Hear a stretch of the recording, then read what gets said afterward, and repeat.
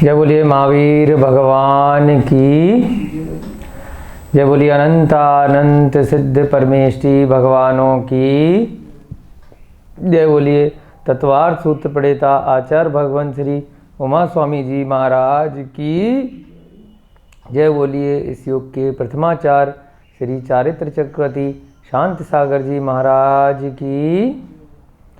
जय बोलिए आचार्य भगवान श्री विमल सागर जी महाराज की। जय बोलिए आचार्य भगवान श्वेत पिच्छाचार्य श्री विद्यानंद जी महाराज की। सभी को जय जिनेन्द्र, जय दो जड़ंदो। आज हम तत्वार्थ सूत्र की अगली कक्षा प्रारंभ करने जा रहे हैं। सप्तम अध्याय का वर्णन यहाँ पर चल रहा है। व्रतों की चर्चा हम प्रारंभ कर चुके हैं। व्रतों में किस प्रकार से दोष न लगें, निरतिचार उनका पालन हो सके, उसके लिए आचार्य भगवान ने पांचों व्रतों की प्रत्येक की 5-5 भावनाएं पिछले सूत्रों के माध्यम से आपको बताई। 10 सूत्र अभी तक हम कर चुके हैं। प्रतिदिन की भांति अभी तक हमने जो सूत्र किए उनका वाचन करेंगे। सबसे पहले सभी लोग मिलकर के मंगलाचरण करेंगे। सभी लोग हाथ जोड़ लीजिए और साथ साथ मिलकर के दोहराएंगे। मोक्ष मार्गस्य नेतारं भेतारं कर्म भूव्रतां ज्ञातारं विश्वतत्त्वानां वन्दे तद्गुणलब्धये वन्दे तद्गुणलब्धये वन्दे तद्गुणलब्धये। जय बोलिए आचार्य भगवान श्री उमा स्वामी जी महाराज की जय हो। चलिए सभी लोग अपनी पुस्तकों में से सप्तम अध्याय के अब 10 सूत्रों को एक साथ मिलकर के वाचन करेंगे। हिंसा नृत स्तेहा ब्रह्म परिग्रहेभ्यो विरति व्रतम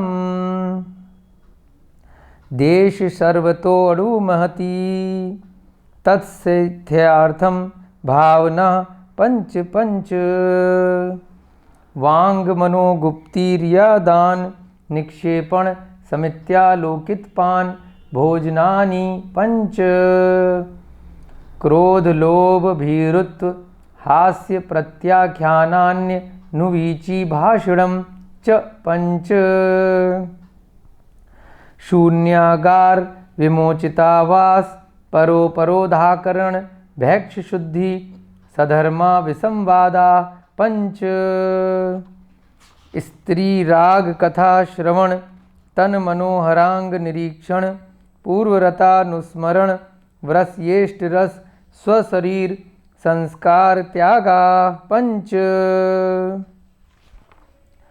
मनोज्ञा मनोज्ञेन्द्रिय विषय राग द्वेष वर्जनानि पंच हिंसा दिश्विहा मूत्रापाया वध्य दर्शनम दुःखमेव वा। इस प्रकार से हमने 10 सूत्र अब तक की कक्षा में किए। जल्दी से पिछली कक्षा में जो किया उसको रिवाइज करेंगे। 5-5 भावनाएं हमने प्रत्येक व्रत की थी। अंतिम व्रत पिछली कक्षा में जो हमने किया परिग्रह का जो व्रत है, परिग्रह का मतलब पहले कई बार आपको बताया है अत्यधिक आसक्ति या ममत्व का भाव होना, अन्य जीवों के प्रति, अन्य पर वस्तुओं के प्रति, कुछ भी संसार में जो अन्य वस्तुएं हैं उनसे लगाव बहुत ज़्यादा होना क्या कहलाता है? परिग्रह कहलाता है। तो 8वें सूत्र में आचार्य महाराज कहते हैं मनोज्ञ अमनोज्ञ। मनोज्ञा मनोज्ञ से क्या निकला संधि विच्छेद हमारा? मनोज्ञ और अमनोज्ञ। इंद्रिय विषय जो 5 इंद्रियों के विषय हैं, कौन कौन सी इंद्रियां होती हैं? स्पर्श, रसना, घ्राण, चक्षु और कर्ण। तो ये जो पांचों इंद्रियों के विषय होते हैं, प्रत्येक इंद्रिय के विषय में क्या करना, मनोज्ञ कोई चीज है या अनोज्ञ कोई चीज है, उसमें राग द्वेष का वर्जनानी, यानी कि राग और द्वेष का त्याग करना। पहली इंद्रिय कौन सी है, स्पर्श इंद्रिय से रिलेटेड कोई भी मनोज्ञ अमनोज्ञ वस्तु है उनमें राग द्वेष नहीं होना चाहिए। ऐसे ही रसना इंद्रिय में मनोज्ञ अनोज्ञ का राग द्वेष ना हो। ऐसे ही घ्राण इंद्रिय के साथ फिर चक्षु और फिर कर्ण इंद्रिय। अब मनोज्ञ अमनोज्ञ क्या होता है, मनोज्ञ यानी कि मन को अच्छी लगने वाली जो इष्ट पदार्थ हैं, अमनोज्ञ जो मन को बुरे लगने वाले अनिष्ट पदार्थ हैं। कोई भी व्यक्ति हो सकता है जो आपको अच्छा नहीं लग रहा हो, कोई भी वस्तु हो सकती है ना। तो पांचों इंद्रियों से रिलेटेड इनका हमें त्याग करना है, न राग रहे न द्वेष रहे, यानी कि हमेशा समता भाव रखना है, इनके प्रति कुछ भी ममत्व या आसक्ति नहीं होनी चाहिए। अगर यदि है तो व्रती को कहीं ना कहीं परिग्रह का जो उसका व्रत है, यानी कि परिग्रह तो पाप हो गया और व्रत क्या हो गया, अपरिग्रह। तो अपरिग्रह रूपी जो व्रत है उसमें उसको दोष लग सकता है। तो अपरिग्रह व्रत का पूर्णतया से पालन करने के लिए व्रती को क्या चाहिए, कुछ भी चीज़ न उसकी मनोज्ञ हो और ना ही अमनोज्ञ हो। सभी वस्तुओं सभी के साथ कैसा रखना है, समता रूपी परिणाम रखने हैं, राग द्वेष से रहित परिणाम उसके होने चाहिए। ठीक है, अगला सूत्र 9वां हमने देखा था, हिंसा दिशविहा मूत्रापाया वध्य दर्शनम। अब इसका संधि विच्छेद करके क्या बना था, हिंसा दिशु, हिंसा दिशु से हिंसा आदिशु, जो आदि लगाते ही क्या बन गया, हिंसा, झूठ, चोरी, कुशील और परिग्रह। तो पांचों के लिए एक वर्ड प्रयोग कर लिया आचार्य महाराज ने, क्या, हिंसा आदिशु, यानी कि हिंसा आदि में। उसके बाद क्या लिखा, इह, फिर अमूत्र, फिर अपाय, फिर अवध्य दर्शनम। इस प्रकार से हमने संधि विच्छेद करे, यानी कि जो भी व्यक्ति हिंसा आदि पांच पापों में लिप्त रहता है, इह माने यहाँ, अमूत्र माने वहाँ, अपाय माने दुख और अवध्य माने निंदा, दर्शनम यानी कि उसे मिलती है। ऐसा देखा जाना चाहिए कि उसको इस लोक में और परलोक में दोनों जगह दुख एवं निंदा मिलती है। किसको मिलती हैं, जो कभी भी हिंसा आदि पांच पापों में लिप्त रहता है। ठीक है, कैसे मिलती हैं कि यहाँ पर भी उसे दुख मिलेगा क्योंकि पकड़ा जाएगा चोरी करते समय, झूठ बोलते समय, हिंसा करते समय, परिग्रह यानी कि बहुत ज़्यादा किसी चीज़ के प्रति आसक्ति करते समय या कुशील करते समय, बुरा आचरण करते समय अगर वो पकड़ा गया तो दुख भी मिलेगा और सारे जगत में निंदा भी होगी। तो यहाँ भी उसको निंदा मिलती है और वहाँ यानी कि जो उसके कर्मों का बंद हो गया इन पांच पापों को करते समय, उसके आत्मा के साथ में जो कार्मण शरीर के रूप में जो कर्म वर्गणाएँ जो उसके साथ बंध को प्राप्त हो गई, उसके कारण से उसको जो भविष्य की पर्याय मिलेगी उसमें भी उसको अवश्य ही दुख एवं निंदा मिलेगी। वो निम्न गतियों में जा सकता है, निम्न योनियों में उसका जन्म हो सकता है। ठीक है, अगला सूत्र क्या देखा, दुःखमेवा, ये अपने आप में दुख स्वरूप ही है, यानी कि जो पांच पाप हैं बाद में इस लोक में और परलोक में तो दुख मिलता ही है। पाप करते समय भी व्यक्ति के परिणाम बहुत दुख स्वरूप होते हैं। जब वो व्यक्ति किसी का हिंसा कर रहा होता है, कोई कटु वचन बोल रहा होता है ना, कोई ऐसे वचन बोल रहा है जिससे दूसरे जीव का आघात हो, उसको बुरा लगे, पर पीड़ा कारक हो, तो स्वयं भी बहुत दुखी है वो।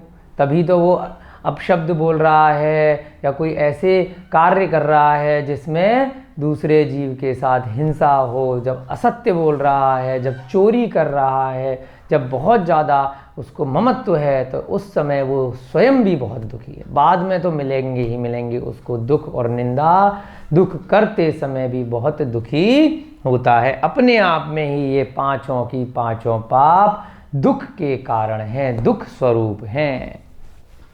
चलिए अगला सूत्र देखेंगे, 11वें नंबर का सूत्र, मैत्री प्रमोद कारुण्य। मैत्री प्रमोद, मैत्री प्रमोद कारुण्य माध्यस्थ्यानि च, माध्यस्थ यानी, माध्यस्थ्यानि, मैत्री प्रमोद कारुण्य माध्यस्थ्यानि च सत्वगुणादिक, सत्व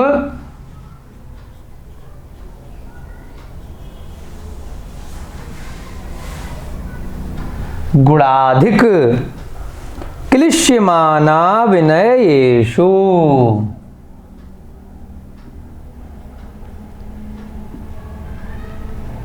क्लिश्यमाना विनयेषु।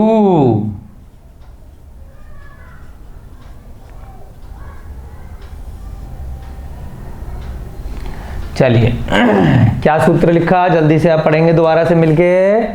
मैत्री प्रमोद कारुण्य माध्यस्थ्यानि, आधा था है, च सत्व गुणाधिक क्लिश्यमाना विनयेषु।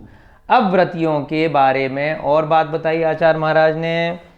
क्या बताया कि व्रती को क्या कार्य करना चाहिए, मैत्री यानी सबसे मित्रता रखनी चाहिए। उसके बाद प्रमोद यानी कि प्रमोद किससे करना चाहिए।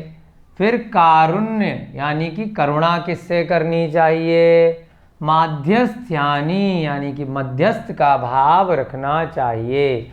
च माने और, सत्व माने सभी जीवों के, गुणाधिक माने जो गुणों से अधिक हैं, क्लिश्य माना जो बेचारे परेशान हैं, जो क्लेश से सहित हैं, जो दुखी हैं, रोगी हैं। विनयेषु, अब यहाँ से हम लेंगे तो क्या बनेगा, अविनयेषु। क्लिश्यमाना विनयेषु, इसको नीचे लिख देते हैं फिर अच्छे से आपको समझ में आ जाएगा।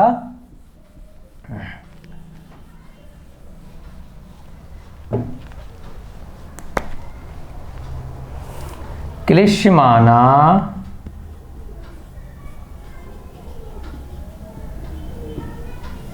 फिर विनयेषु।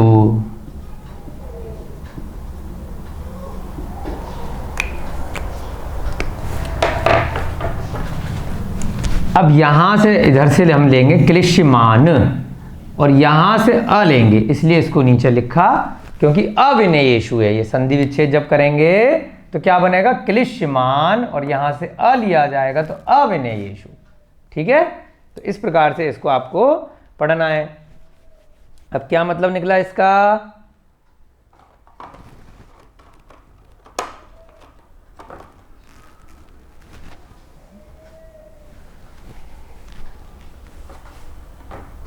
अच्छा ये ऐसा नहीं है।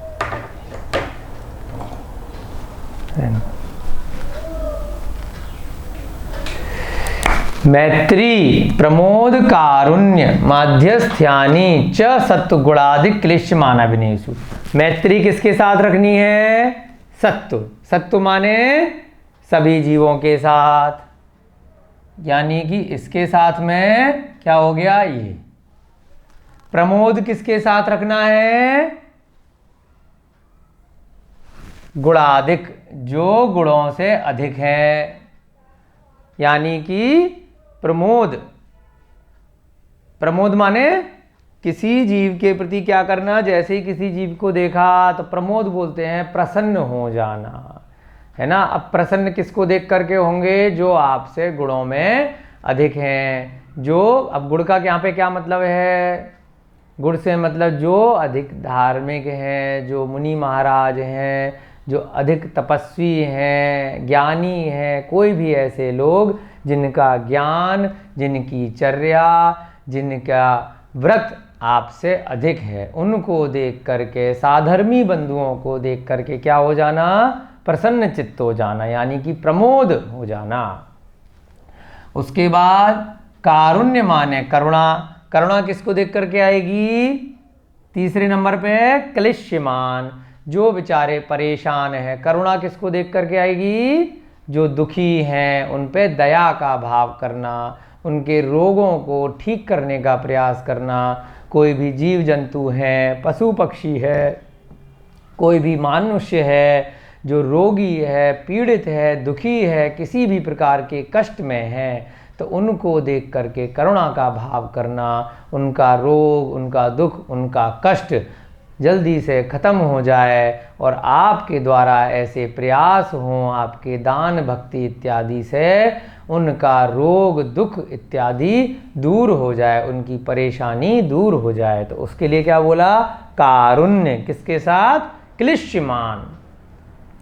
उसके बाद अंत में क्या आया? माध्यस्थ्यानी अविनयेषु, यानी कि जो अविनयेषु हैं, विनयेषु के साथ नहीं, अपोजिट क्या है? अविनयेषु, जो विनय नहीं करते हैं, यानी कि जो मिथ्या दृष्टि हैं, जो वीतराग भगवान में श्रद्धान नहीं रखते, तो उनके साथ क्या करना? उनके साथ माध्यस्थ का भाव रखना, है ना। अविनयशील हैं, जो विनय नहीं करते हैं, जो मिथ्या दृष्टि हैं, उनके साथ माध्यस्थ, यानी कि कोई मतलब ज़्यादा नहीं रखना, उनकी बुराई भी नहीं करना और उनकी अच्छाई भी नहीं करना, उनके साथ सामंजस्य का भाव रखना, समता का भाव रखना। वो जैसा कर रहे हैं उनको वैसा करते रहने देना, उनको ज़्यादा टोका टाकी परेशान नहीं करना, ना उनके स्वभाव के कारण से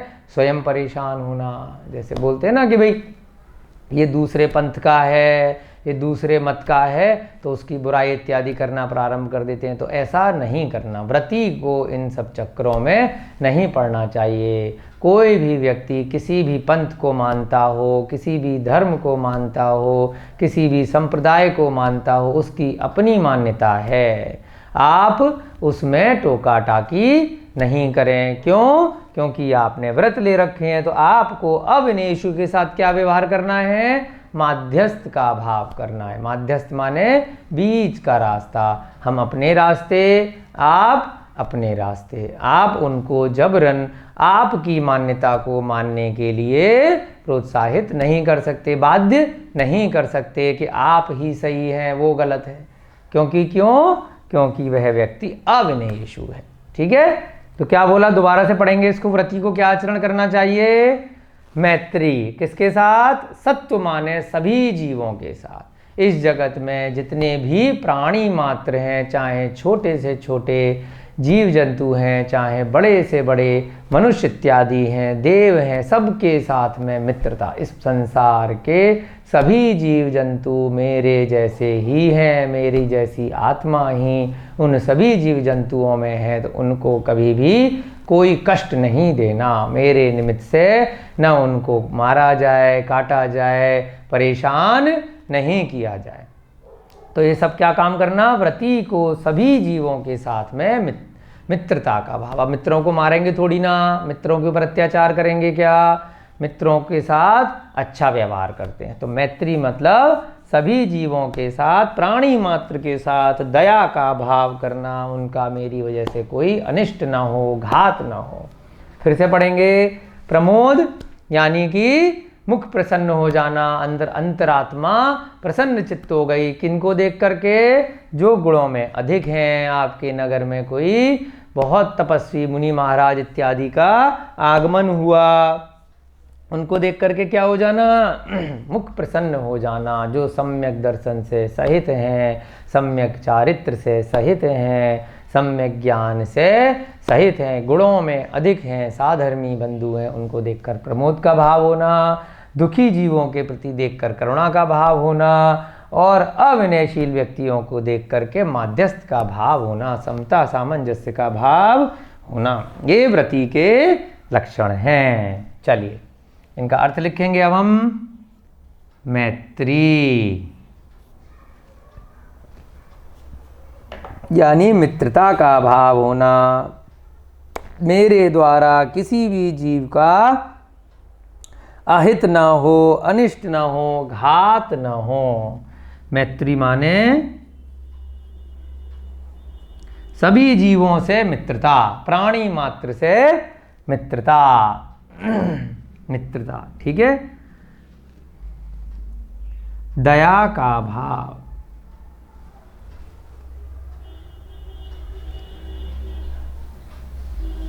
दया का भाव इसमें लिख लेंगे कारुण्य के साथ। यहां मित्रता किसी जीव का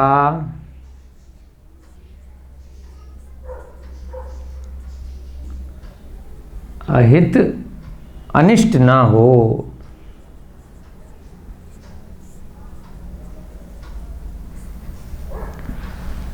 दूसरा क्या है? प्रमोद,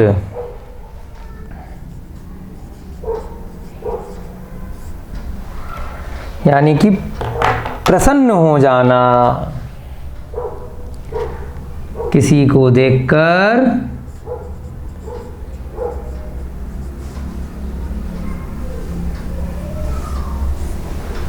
प्रसन्न होना, उसे क्या बोलते हैं? प्रमोद का भाव आना। कारुण्य यानी करुणा का भाव आना, दया का भाव आना। करुणा, दया, उपकार का भाव। फिर क्या है? माध्यस्थ्यानी, यानी कि मध्यता, एक पक्ष नहीं लेना, निरपेक्ष।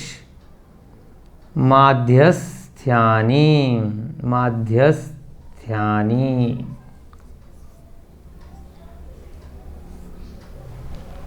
किसी पंथ विशेष की बुराई नहीं करना, ठीक है। मध्यस्थ का भाव,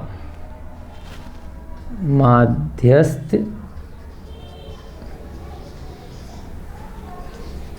का भाव, यानी किसी का पक्ष नहीं लेना। च माने और,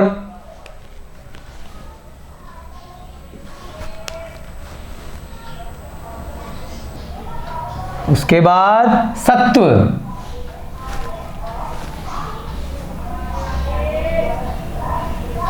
उसके बाद गुणाधिक,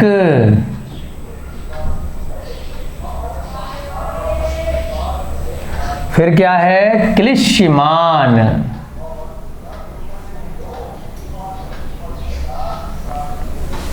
उसके बाद अविनयेषु,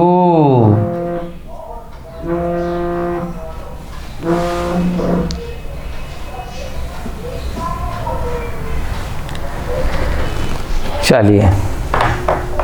सत्व माने क्या होता है? सभी जीव, प्राणी मात्र।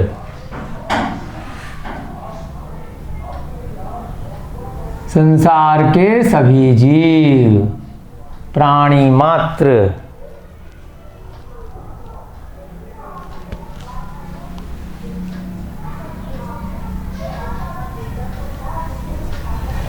गुणाधिक, जो गुणों में अधिक हैं, गुण अधिक,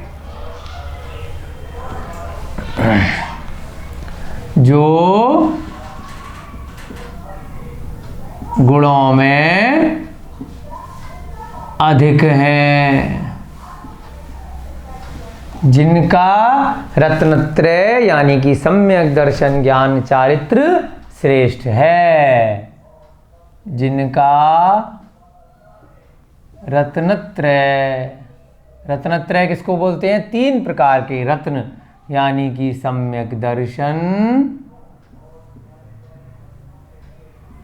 ज्ञान चारित्र, इन तीनों को मिला के रत्नत्रय बोला जाता है, श्रेष्ठ है। क्लिश्यमान, जो दुखी हैं, रोगी हैं, पीड़ित हैं। और किस वजह से हैं? कोई व्यक्ति दुखी कैसे है? उसके असाता वेदनीय कर्मों के उदय से। हमने पिछले अध्याय में 8 प्रकार के कर्मों का वर्णन देखा था कि किस प्रकार के कर्म से कैसा आश्रय होता है ना। जो असाता वेदनीय, एक साता होता है और एक असाता होता है। जो असाता वेदनीय कर्मों के उदय से दुखी, रोगी अथवा पीड़ित है, किसी भी तरह से उनको कोई भी कष्ट है। अविनयेषु, जो अविनयशील हैं अथवा मिथ्या दृष्टि हैं। जो अविनयशील अथवा अन्यमति मानने वाले हैं, मिथ्या दृष्टि है।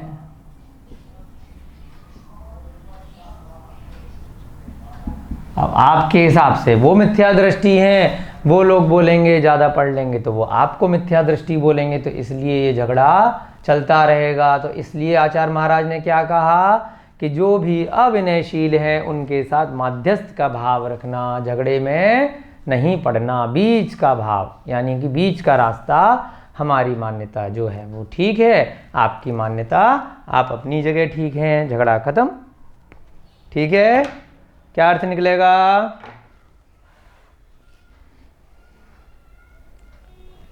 अर्थात व्रती को क्या करना चाहिए? व्रती के क्या गुण होने चाहिए? व्रती को,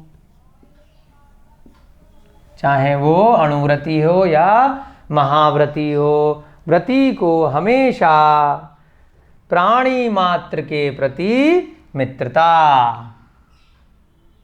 हमेशा प्राणी मात्र यानी कि संसार के सभी जीवों से मेरा मैत्री भाव बना रहे। प्राणी मात्र के प्रति मित्रता यानी कि मित्र को कभी भी मारते नहीं हैं, खाते नहीं हैं, कष्ट नहीं पहुंचाते। तो उनके साथ कैसा व्यवहार रखना? उनका मेरी वजह से कोई अहित ना हो, है ना। कोई भी मनुष्य हो, कोई भी जीव जंतु हो, अड़ोसी पड़ोसी हो या जिनको आप जानते हैं नहीं जानते हैं, उनका कभी भी कोई भी अहित नहीं करना। प्राणी मात्र के प्रति मैत्री का भाव, है ना। मैत्री का भाव लिख देते हैं यहाँ पर, प्राणी मात्र के प्रति मैत्री का भाव। और जो गुणाधिक हैं उनके प्रति प्रमोद का भाव। जो गुणों में अधिक हैं, जो गुणों में अधिक हैं, जिनका रत्नत्रय श्रेष्ठ है, जो गुणों में अधिक हैं उनके प्रति कौन सा भाव? उनके प्रति प्रमोद का भाव। उनको देखते ही प्रसन्न हो जाना, उनसे कुछ ना कुछ सीखना, उनसे ग्रहण करना, उनके प्रति प्रमोद का भाव। उसके बाद क्या है? जो दुखी रोगी है उनके प्रति करुणा का भाव। जो क्लिश्यमाना यानी कि दुखी, रोगी इत्यादि हैं। अब करुणा का भाव रखने का क्या मतलब है? कि उनके रोगों को, उनके कष्ट को दूर करने का प्रयास करना। कोई पशु पक्षी आपको मिल जाएं, कोई जीव जंतु आपको मिल जाएं जिनको कोई कष्ट है, चोट लगी हुई है, तो उसको कहीं हॉस्पिटल ले जाना, उसको स्वयं से उनका रोग दूर कराने का प्रयास करना। कोई भी मनुष्य इत्यादि भी आपको मिले जो कष्ट में है, और जितना आपके पास यथासंभव सामर्थ्य हो, शक्ति हो, उसके अनुरूप उसका उपचार इत्यादि करना। ये सारा कार्य किसको करना है? व्रती को करना चाहिए अपने सामर्थ्य के अनुसार। जो दुखी रोगी इत्यादि हैं उनके प्रति करुणा का भाव, और अंत में क्या बोला? जो अविनयशील हैं उनके प्रति माध्यस्थ का भाव रखना चाहिए, और जो अविनयशील हैं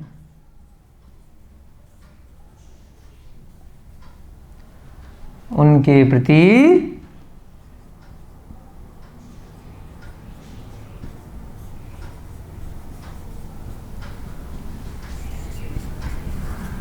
माध्यस्थ का भाव रखना चाहिए।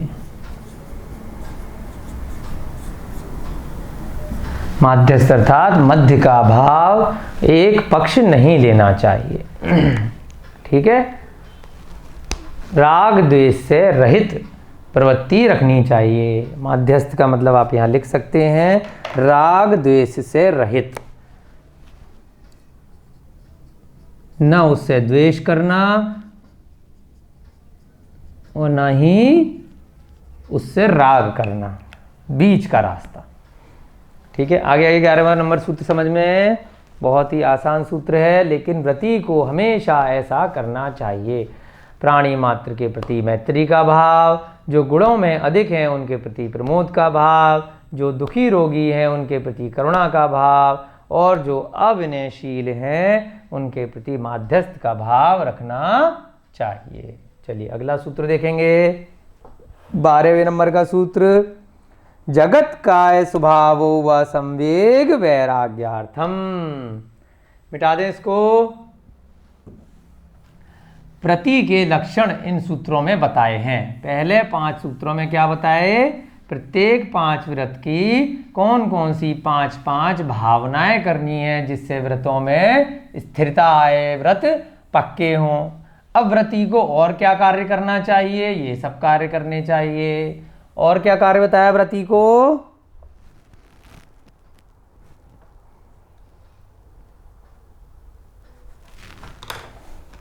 जगत काय स्वभावौ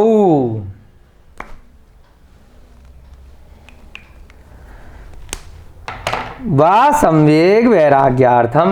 12वें नंबर का सूत्र, जगत काय, जगत काय स्वभावौ, स्वभावौ, फिर वा संवेग, वा संवेग, वैराग्यार्थम, वैराग्य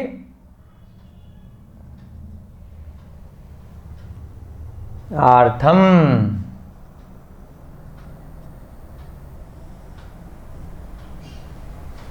चलिए क्या संधि विच्छेद बनेगा इसका? जगत, फिर काय। जगत माने संसार, काय माने काया शरीर, संसार और शरीर। स्वभावौ, उसके स्वभाव का, संसार का क्या स्वभाव है, शरीर का क्या स्वभाव है, आपको पिछले अध्यायों में बहुत बार बताया गया है। पूरा संसार 3 लोक का कैसा है, शरीर कितने प्रकार का होता है, जन्म मरण कैसे होता है, कौन कौन सी योनियां हैं, गतियां हैं, कहाँ कहाँ जीव गमन कर सकता है, ये सब क्या है? जगत का और शरीर का स्वभाव। वा माने अथवा या और, स्वभावौ वा संवेग। संवेग का अर्थ होता है डर लगना, यानी कि इसके स्वभाव का चिंतन करके इनसे भय होना, संवेग होना। संसार से भय होना, चतुर्गतियों के दुखों से, इस शरीर से भय होना कि कैसा इसका स्वभाव है, यहीं रह जाने वाला है, बार बार अनादिकाल से किस प्रकार से जन्म मरण होता हुआ आया है और अपने कर्मों के कारण से पुनः ये जीव बार बार जन्म मरण करता है। सारे की सारे संसार के जीव उसके आसपास अलग अलग योनियों में, अलग अलग जन्मों में बार बार पुनः भ्रमण करते रहते हैं। तो ये सब चिंतन करना। वैराग्य, उसके बाद अर्थम क्या बना? वैराग्य, यानी कि वैराग्यता आती है। वैराग्य माने राग द्वेष से रहित प्रवृत्ति। अर्थम माने उससे अभाव हो जाता है। वैराग्य अर्थम, वैराग्य अर्थम यानी कि वैराग्य का अभाव होना। क्या मतलब निकला कि व्रती को क्या चाहिए? जगत काय स्वभावौ संवेग वैराग्यर्थम। संसार और शरीर का हमेशा चिंतन करते रहने से वैराग्य की अर्थम यानी उसकी प्रवृत्ति होती है। राग द्वेष का अभाव हो जाता है, न किसी में राग रहता है न ही द्वेष रहता है, यानी कि वीतरागता उसके अंदर आती है। राग द्वेष से रहित प्रवृत्ति, उसको क्या बोलते हैं? वैराग्य। ठीक है, क्या अर्थ निकला? व्रती को क्या चाहिए? साथ साथ बहुत बढ़िया, सही बोला आपने कि जगत और काय का चिंतन करते रहना चाहिए। संसार और शरीर का क्या स्वभाव है उसका निरंतर प्रति समय अपने प्रत्येक क्रियाकलाप में, अपने भावों में, विचारों में, अपने कार्यों में चिंतन करना चाहिए कि वह व्यक्ति ये जो कार्य करने जा रहा है उसका क्या परिणाम हो सकता है। जो भी वे अपने भावों में विचार कर रहा है उसका क्या परिणाम हो सकता है, उसकी आने वाली गति कैसी बन सकती है। तो इस संसार के स्वरूप का जो आपने पिछले अध्यायों में सीखा और इस शरीर के स्वरूप का वह भी हमने पहले पढ़ा, उसका चिंतन करने से संवेग यानी संसार से डर पैदा होता है और साथ में उसकी वजह से क्या होती है? व्रती के व्रत पक्के होते हैं, उसके अंदर वीतरागता आती है, वैराग्य के भाव आते हैं, उसके गुण स्थान उसकी आत्मा के धीरे धीरे ऊपर बढ़ते जाते हैं। ठीक है, अर्थ करते हैं इसका। जगत, फिर काय, उसके बाद क्या है?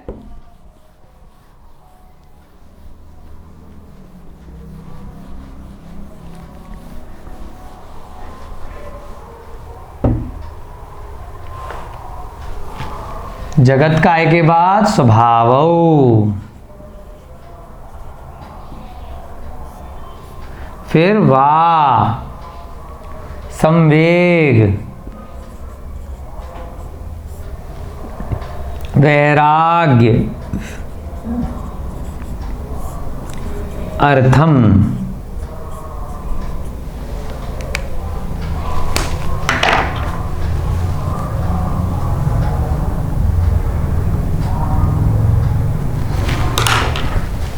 जगत माने संसार,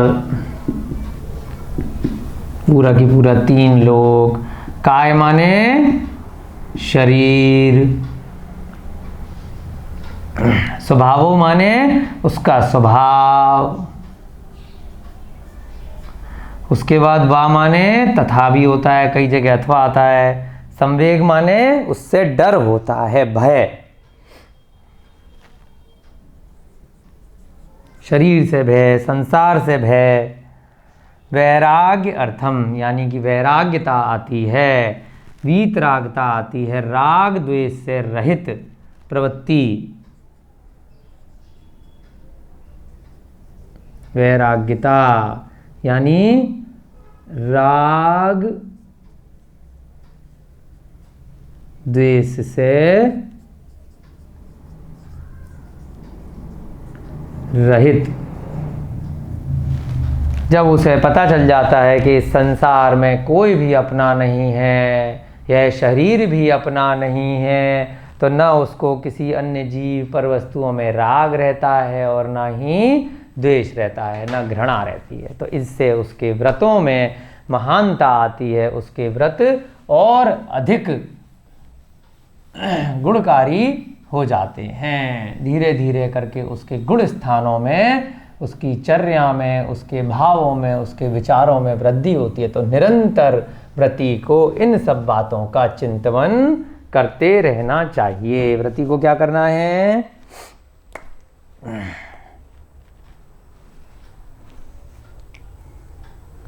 ठीक है, अर्थात पिछले सूत्र में बताया था व्रती को ये सारे काम करने हैं। अब इस सूत्र में क्या बताया? व्रती को हमेशा क्या करना है? व्रती को संसार तथा शरीर के स्वभाव का चिंतन करने से क्या होता है? संवेग तथा वैराग्य में वृद्धि होती है। व्रती को संसार तथा शरीर के स्वभाव कि शरीर पुद्गल है, ये जीव नहीं है, ये जीव से अलग है, ये यहीं रह जाएगा। संसार तथा शरीर के स्वभाव का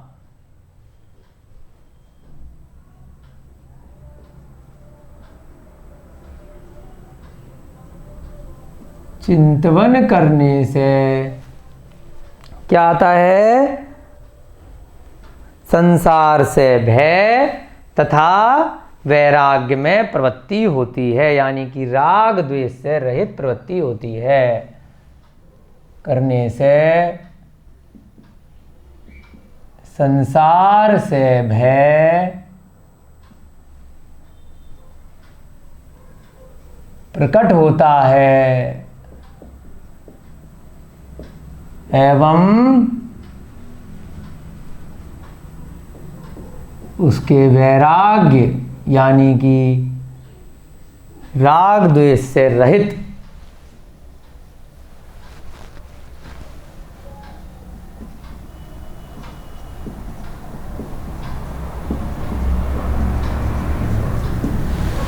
उसके एवं वैराग्य में प्रवृत्ति होती है या वैराग्य में वृद्धि होती है।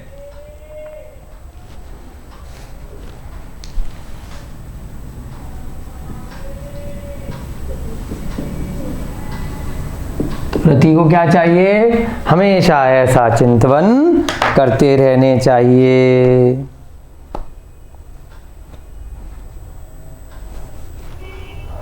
ठीक है, जो अभी आपको बताया वो बातें आप नोट में लिख लीजिए। क्या कि संसार का स्वरूप क्या है?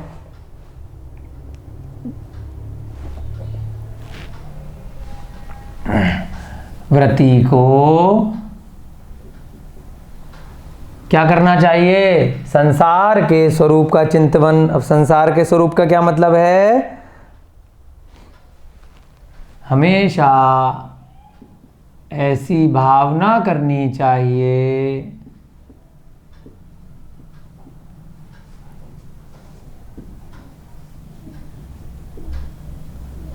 कि यह संसार दुखों का सागर है।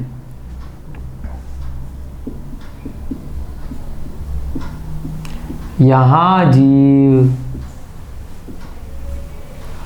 अनादिकाल से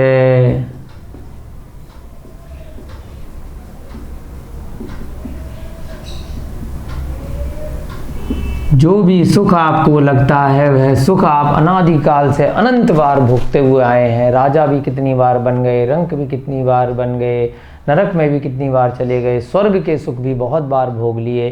तो उनकी बार बार इच्छा क्यों करना, है ना? अनादिकाल से विभिन्न भिन्न योनियों में कितनी बार हर तरह का सुख ले चुके, भिन्न भिन्न योनियों में भटकते आया है। अब बार बार पुनः पुनः उन्हीं सुख सुविधाओं की आकांक्षा करना, तो उससे क्या होगा कि संसार भ्रमण कभी समाप्त नहीं होगा। जब ये आकांक्षाएं, इच्छाएं, आसक्ति जिस दिन समाप्त हो जाएगी, उस दिन क्या होगा, वैराग्य में प्रवृत्ति प्रारंभ हो जाएगी, इस संसार से भय प्रारंभ हो जाएगा। भटकते आया है तथा यह शरीर आत्मा यानी कि जीव से भिन्न है, ऐसी शरीर के स्वभाव का चिंतन करना। शरीर यहीं रह जाएगा, मात्र आत्मा आपके कर्मों के अनुरूप फल दे करके भविष्य की पर्यायों को ग्रहण करेगी, आत्मा से भिन्न है। ये सब करने से क्या होता है, उसके व्रतों का निर्दोष पालन होता है, उसके व्रतों में स्थिरता आती है और उसका गुण स्थान ऊपर बढ़ता है। जब ऐसा चिंतन ध्यान अवस्था में व्रती प्रति समय करता है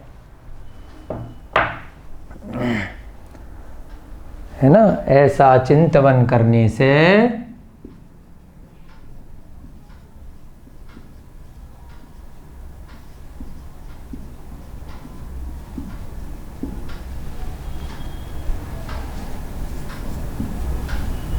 व्रती के भावों में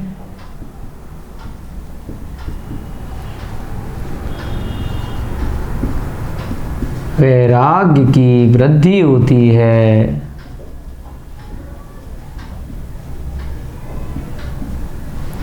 तथा उसके व्रतों का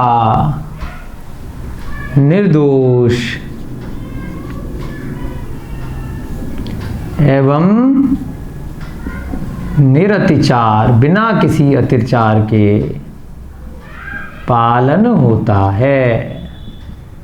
व्रत तो ले लिए, लेकिन भावों में संसार से और शरीर से कोई भी वैराग्यता है ही नहीं, संसार के सुखों की इच्छा है, तो क्या होगा, वह व्रत नहीं माने जाएंगे। तो व्रती को ये सारे कार्य भी करना चाहिए अपने भावों में।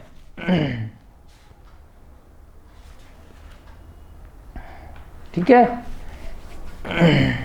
चलिए अगला सूत्र और देखेंगे जल्दी से। 2 ही सूत्र हुए हैं आज। अब एक एक करके आचार्य महाराज ने जो 5 प्रकार के पाप थे, अगले सूत्रों में उनकी परिभाषा दी है कि हिंसा, झूठ, चोरी, कुशील परिग्रह। पहले तो भावनाएं उनकी बता दी जो मुख्य रूप से शाब्दिक अर्थ से हटके हैं, कि कैसे ये सारे की सारे जो 5 पापों के विपरीत जो 5 व्रत थे, उनको निरतिचार निर्दोष रीति से पालन करने के लिए कौन कौन सी भावना करनी है। अब आगे के 5 सूत्रों में 13 से लेकर 13, 14, 15, 16, 17, ये सारे की सारे सूत्रों में 13, 14, 15, 16, 17 5 सूत्रों में आचार्य महाराज ने 5 पापों की परिभाषाएं छोटी छोटी सी दी हैं। चलिए पहले व्रत की परिभाषा लिखेंगे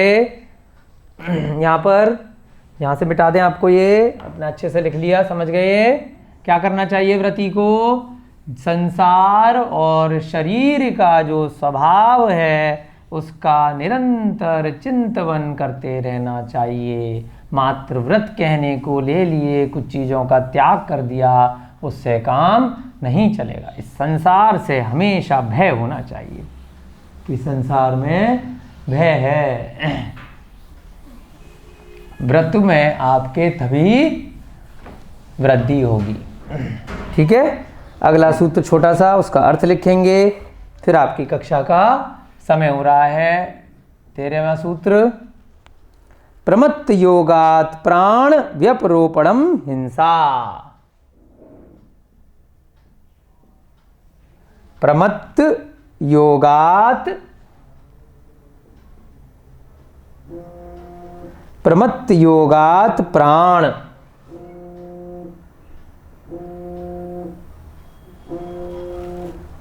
व्यपरोपणम हिंसा, व्यपरोपणम हिंसा, यानी कि पहला जो पाप है हिंसा, वो क्या कहलाता है? प्रमत्त योगात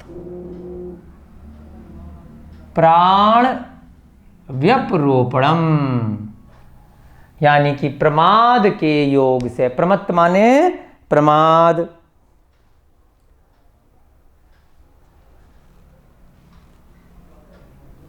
प्रमत्त योगात प्रमाद के योग से प्राणव्य परोपणम, यानी कि प्राण का वियोग हो जाना हिंसा कहलाता है। इसका संधि विच्छेद करेंगे। प्रमत्त योगात, प्रमत्त योगात, प्रमत्त योगात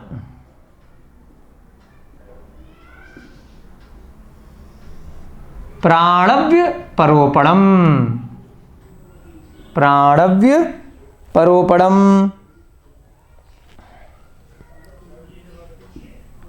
प्राणव्य परोपणम,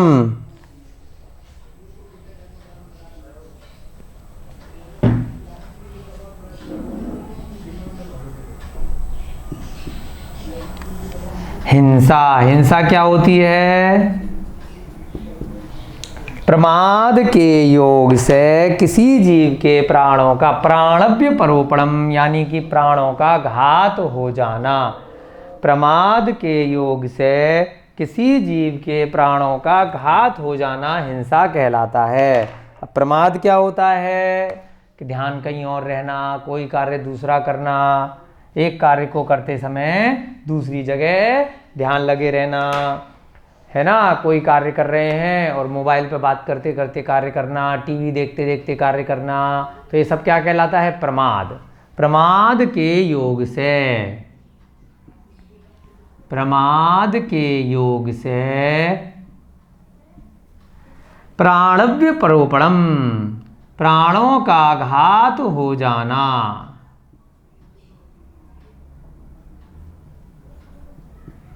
किसी भी जीव के प्राणों का हो सकता है, चाहे चींटी हो या हाथी हो, मनुष्य हो, हिंसा कहलाता है। हिंसा क्या कहलाता है? प्रमाद के योग से किसी भी जीव के प्राणों का घात होना हिंसा कहलाता है। ठीक है। अर्थात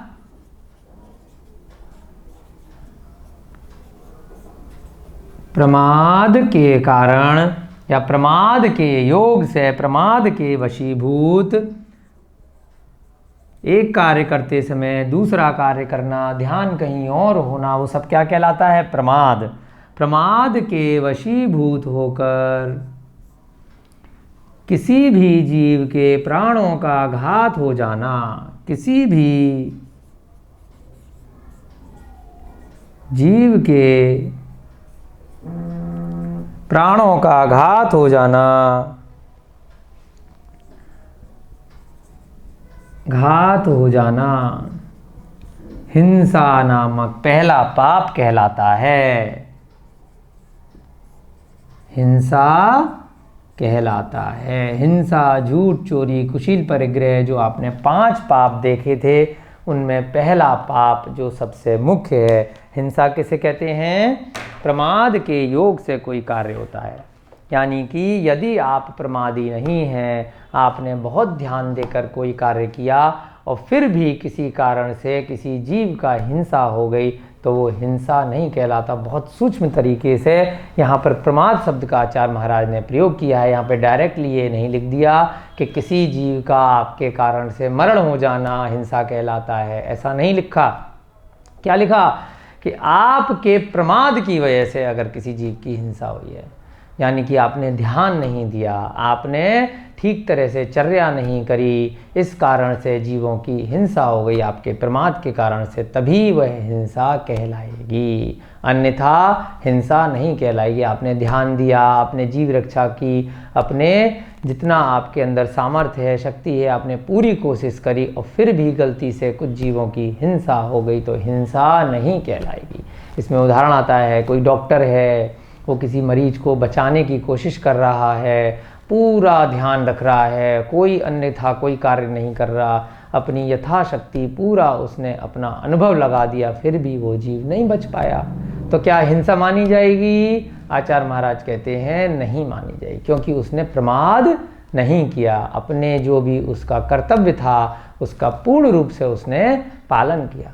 अब एक दूसरा डॉक्टर है, वो क्या करता है, ऑपरेशन करते समय मोबाइल पे बात कर रहा है, इधर उधर ध्यान दे रहा है, बहुत सारी गलतियां कर रहा है, लोगों से बातचीत कर रहा है, कंसंट्रेट करके कार्य नहीं कर रहा, और फिर उसकी वजह से क्या हुआ, जीव मर गया, तब निश्चित रूप से हिंसा कहलाएगी। और दूसरे उदाहरण में कहते हैं कि जीव नहीं भी मरा परंतु उसने अपने कार्य में प्रमाद किया, तब भी क्या लगेगा, उसको हिंसा का दोष लगेगा। ऐसे ही कोई मुनि महाराज हैं, कोई श्रावक है, कोई व्रती है, ईर्ष्या समिति का पालन नहीं कर रहे, चार हाथ भूमि को देख करके नहीं चल रहे, तो क्या होगा, जीव हिंसा न भी हो तब भी हिंसा का दोष लग जाएगा। और कोई मुनि महाराज व्रती हैं, ईर्ष्या समिति का पालन कर रहे हैं, परिमार्जन करके सब प्रकार से आहार इत्यादि ले रहे हैं, एक स्थान पर बैठने के लिए वो पहले से सभी शुद्धि इत्यादि कर रहे हैं, और फिर भी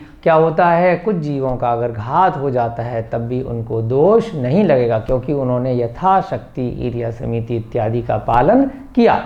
तो यहाँ पर भाव बहुत महत्वपूर्ण है कि आपके भाव कैसे थे, आपके जीव रक्षा के भाव थे, इसलिए आपको हिंसा का दोष नहीं लगेगा। यदि आपके प्रमादी भाव थे, आपके जीव रक्षा के भाव नहीं थे, और भले ही वो जीव हिंसा वहाँ पर हुई हो या न हुई हो, तब भी आपको दोष लगेगा। इस प्रकार से यहाँ पर आचार्य महाराज ने परिभाषा दी है। इसके बारे में व्याख्या कल की कक्षा में नीचे नोट में हम लोग करेंगे। आज आपकी कक्षा का समय हो रहा है, आज के लिए इतना ही। जय बोलिए भगवान महावीर स्वामी की जय, जय बोलिए आचार्य भगवान श्री उमा स्वामी जी महाराज की जय, जय बोलिए चारित्र चक्रवर्ती श्री शांति सागर जी महाराज की जय, जय बोलिए आचार्य भगवान श्री विमल सागर जी महाराज की जय, जय बोलिए आचार्य भगवान श्री विद्यानंद जी महाराज की जय। सभी को जय जिनेन्द्र, जय दू जड़ंदो।